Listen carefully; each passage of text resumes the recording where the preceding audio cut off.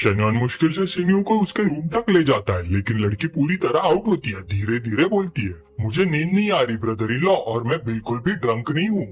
शेन्योन उसके शूज निकालते हुए बस साय करता है। हाँ हाँ समझ गया, तुम बिल्कुल सोबर हो, अब सीधा सो जाओ, गुड गर्ल बनो। शिन्यू तुरंत रिएक्ट करती है, मुझे बच्ची की तरह ट्रीट करना बंद करोगे? मैं 18 साल की हो गई हूँ, मेरी अपनी सोच है, ओके? अले ले ले ले, बच्ची 18 साल की हो गई। शेन्योन सिचुएशन को हैंडल करने के लिए बोलता है, हाँ हाँ तुम तो अब बड़ी हो गई हो। अचानक शिन्यू उसके नेक के अराउंड अपना हाथ डाल देती है। उसका फेस रेड होता है और वो धीरे से बोलती है, ब्रदर इन लॉ मैं अंधे नहीं हूँ, मैंने तुम्हें हॉट स्प्रिंग पे पीक करते हुए पकड़ा है, और घर के बाथरूम वाला सीन भी। ये सुन के शेन्योन का दिल एक सेकंड के लिए रुक जाता है। वो तुरंत उसका मुंह कवर करता है। शिन्यू बस करो, अगर ऐसे ही बोलती रही ना, कल मुझे देखने में भी शर्म आएगी तुम्हें। शिन्यू उसका हाथ हटा के धीरे से पूछती है, तुम्हें मुझे देखना इतना क्यों पसंद है? क्या तुम्हें मैं पसंद हूँ? ये सुन के शेन्योन समझ जाता है कि सिचुएशन सीरियस है। अंदर ही अंदर सोचता है, बस ये लड़की पूरी तरह ड्रंक हो चुकी है। लेकिन शिन्यू रुकती नहीं, तुम वैसे भी लॉयल टाइप के नहीं लगते। मेरी और मेरी सिस्टर की तरफ देखना एक बात है, पर तुम सिस्टर जिया को भी देख रहे थे। तुम हैंडसम हो, रिच हो, पर इतना सब नहीं करना चाहिए। शेन्योन उसका हाथ हटा देता है और बोलता है, बस अब इनफ है। वो मन ही मन सोचता, अगर ये और बोलती रही तो उसका cool brother in law image खत्म हो जाएगा।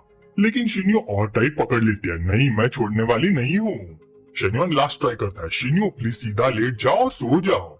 शिन्यू तुरंत बोलती है, मैं 18 साल की हो गई हूँ, बच्ची नहीं हूँ, इसलिए वो बेबी जैसा टोन मत यूज करो। अपनी बात साबित करने के लिए उसने अपने कॉलर की तरफ हाथ बढ़ाया और उसका बटन खोल दिया, और सीधे उसके चेहरे के सामने अपने विशाल ट्विन टावर्स दिखा दिए। देखा, मैं पूरी तरह से डेवलप्ड हूँ, मेरा यकीन नहीं होता तो खुद देख लो।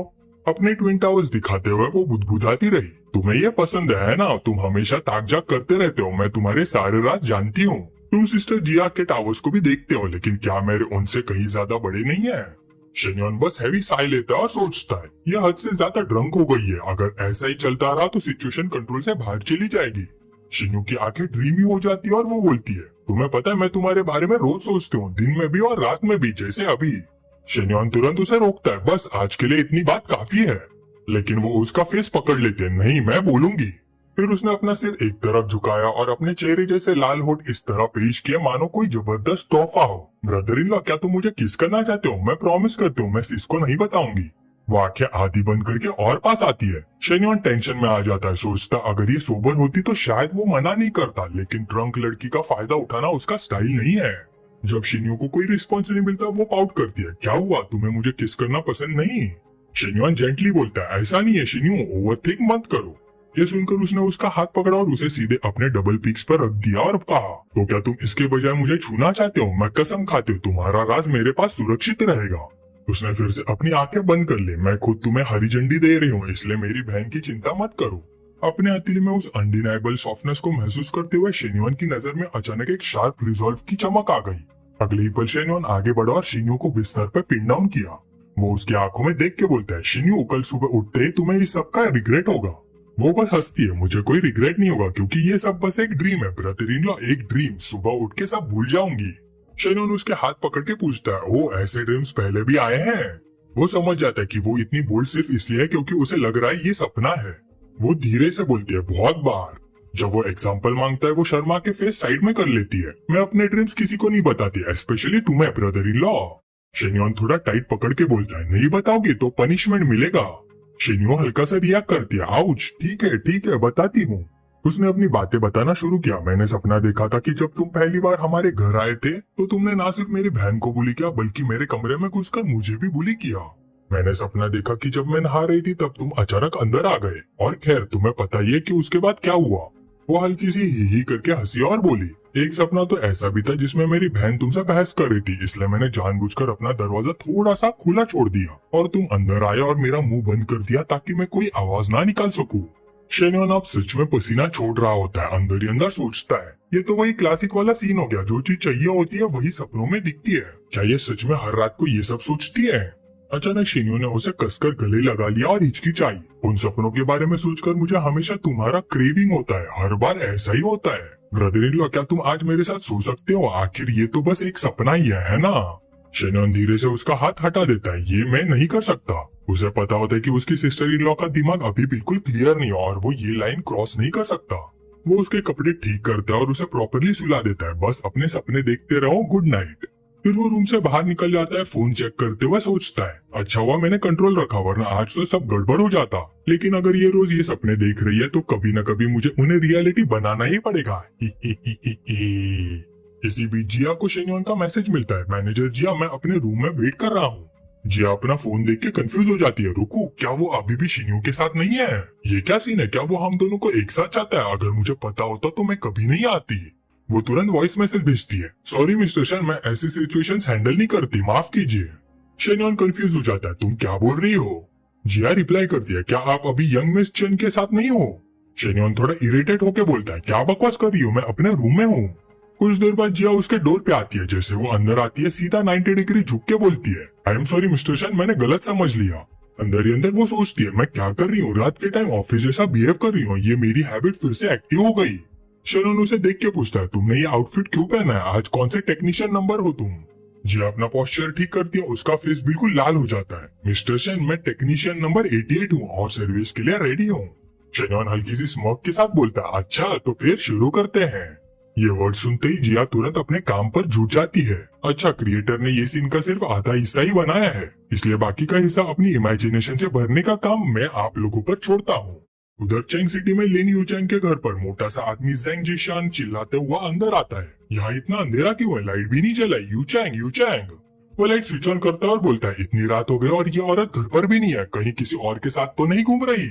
जैसे ही लाइट टेबल पर पड़ती है उसकी नजर एक बड़े से डिवोर्स पेपर्स के बंडल पर पड़ती है। वो उसे उठाता है, उसका फेस गुस्से से लाल हो जाता है, डिवोर्स, ये औरत क्या करने की सोच रही है?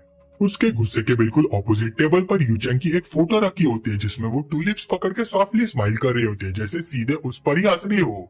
ज़ैंगशियान गुस्से में चिल्लाता है, मैं इसकी इतनी सर्विस करता हूँ रोज, उसे काम करने की जरूरत नहीं, घर पर आराम से रह सकती है, फिर भी डिवोर्स चाहती है। घर कार सारी सेविंग्स और बच्चे की कस्टडी भी, क्या हाउसवाइफ बन के पागल हो गई है? ये सब मैंने अपनी मेहनत से कमाया, मैं क्यों सब दे दूं? ये बोलते हुए वो एनवेलप उठाता है जो डिवोर्स पेपर्स के नीचे रखा होता है। जैसे वो अंदर देखता है उसकी आंखें शॉक में फ्रीज हो जाती है, ये फोटोज इसके पास कैसे आए? एनवेलप के अंदर उसके और किसी लड़की के साथ कार के अंदर बिजी होते हुए तस्वीरें थी, साथ ही उसके लॉयर का एक लेटर भी था। इस एग्रीमेंट के बाद तुम्हारे पास 2 दिन है डिसाइड करने के लिए, या तो साइन करो या मत करो। अगर साइन नहीं किया तो मैं ये सारे चैट्स और फोटोज तुम्हारी कंपनी के हेडक्वार्टर्स को भेज दूंगी और सोशल मीडिया पर सब एक्सपोज कर दूंगी, साथ ही लीगल एक्शंस भी लूंगी, साइंड बाय लिन यूचैंग। ये सब पढ़ के ज़ैंगशियान का गुस्सा और बढ़ जाता है और वो सोचता है, ये घर मार्केट में 18 लाख का है, पुरानी कार 2 लाख की और 5 लाख सेविंग्स, टोटल 25 लाख से ज्यादा।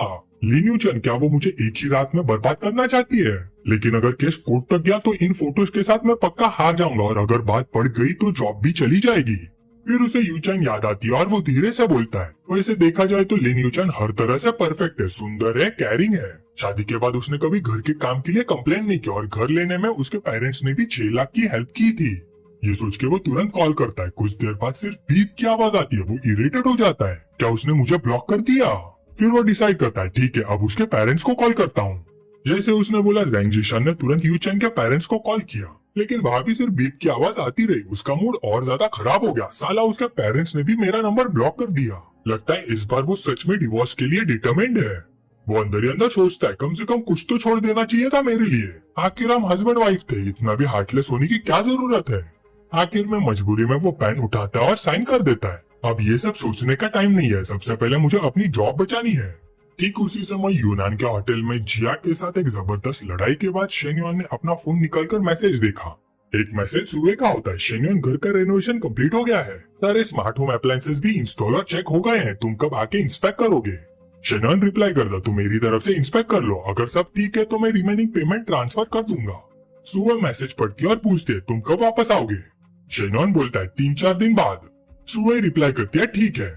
मैसेज पढ़ के शेन्योन हल्का सा मुस्कुराता है और सोचता है, सुबह बिल्कुल क्लास वाली लड़कियों जैसे नहीं है, सीधी सादी है। वो क्लियरली नहीं बोल पाती कि मुझे मिस करती है, बस ऐसे ही इनडायरेक्टली पूछती है, कब आओगे, कब इंस्पेक्ट करोगे? फिर उसे याद आता है कि कोच लू मंगलू के भी काफी अनरीड मैसेजेस हैं। वो लू मंगलू का मैसेज ओपन करता है, अभी जिम के रिफॉर्म्स काफी इफेक्टिव रहे, नए रूल्स की वजह से फीमेल ट्रेनर्स काफी एक्टिव हो गई है, देखो सब कितनी एंथुसियाज्म से वीडियोस बना रही हैं। फिर मैसेज आता है, आज तीसरा दिन है तुम्हारा वेट करते हुए, मिस यू। शेन्योन रिप्लाई करता है, मैं वापस आके रिवॉर्ड दूंगा। तभी फोन रिंग होता है, यूजी फैंग का कॉल होता है। शेन्योन कॉल उठाता है, डायरेक्टर यू क्या बात है? यूजी फैंग बोलता है सॉरी प्रेसिडेंशियल, इतनी रात को डिस्टर्ब कर रहा हूँ। बात यह है कि शू शाउटे जो फॉरेन ट्रेड का वाइस प्रेसिडेंट है वो recently school health checkup project पर नेगेटिव फीडबैक दे रहा है। मैंने उसे मीटिंग सेट करने की कोशिश की लेकिन वो मिलने से मना कर रहा है। समझ नहीं आ रहा प्रॉब्लम क्या है। ये सुन के शेन्योन हल्का सा स्माइल करता है। वो सोचता है अभी हमारा health checkup centre mainly individual customers और छोटे बिजनेस पर डिपेंडेंट है, लेकिन फॉरेन ट्रेड स्कूल में 20,000 से ज्यादा स्टूडेंट्स हैं। अगर ये डील मिल गई तो फ्यूचर एक्सपेंशन काफी इजी हो जाएगा, इसलिए ये प्रोजेक्ट जीतना ही पड़ेगा। उसका रिलेशन शू शाउटे से मेनली उस 10 मिलियन के इन्वेस्टमेंट की वजह से बना था जो उसने स्टार्टअप फंड में दिया था। क्या वो अब मेरा पैसा मिलते ही साइड बदलना का प्लान कर रहा है? वो पूछता है डायरेक्टली उसके बेटे का मैटर सॉल्व हो गया? यूजी फैंग बोलता है हाँ हो गया। शेन्योन फिर बोलता है क्या ये समर वेकेशन की वजह से हो सकता है? यूजी फैंग बोलता है नहीं लगता, अगर बिजी होता तो लास्ट वीक भी होता, लेकिन अब तो सब नॉर्मल चल रहा था। ये सुन के शेन्योन ऑर्डर देता है चेक करो क्या चैंग सिटी में कोई हेल्थ चेकअप सेंटर उसे कांटेक्ट कर रहा है, कोई अपडेट मिले तो मुझे व्हाट्सएप पर बताओ। यूजी फैंग बोलता है जी प्रेसिडेंशियल। कॉल कट होने के बाद शेन्योन सोचता है अगर वो सच में डबल गेम खेल रहा है तो मेरे पास बहुत बैकअप प्लान है। उसके पास जो 10 मिलियन का फंड है वो बिना मेरी परमिशन के यूज नहीं कर सकता। अभी तक सिर्फ 5 मिलियन ही डिस्ट्रीब्यूट हुआ है, बाकी पैसा मेरे कंट्रोल में ही है। लेकिन ये भी हो सकता है कि वो बस कंपैरिजन कर रहा हो और प्राइस नेगोशिएट करना चाहता हो। जो भी हो उसका करंट बिहेवियर थोड़ा सस्पिशियस लग रहा है। जू, कॉन्गजोंग पिंग और लू झाओ जियांग सब एक ही साइड के लोग हैं। अभी हेल्प के लिए सिर्फ टीचर ली ऑप्शन लग रही है। उसका पोजीशन छोटा है लेकिन वो स्कूल प्रोजेक्ट्स में इन्वॉल्व हो रही है, शायद हेल्प कर सके। ये सोच के वो टीचर ली जाओ को कॉल करता है टीचर ली मुझे अगले 2 दिन में आपकी हेल्प चाहिए। टाइम फिर फास्ट फॉरवर्ड होता है और नेक्स्ट मॉर्निंग हो जाती है।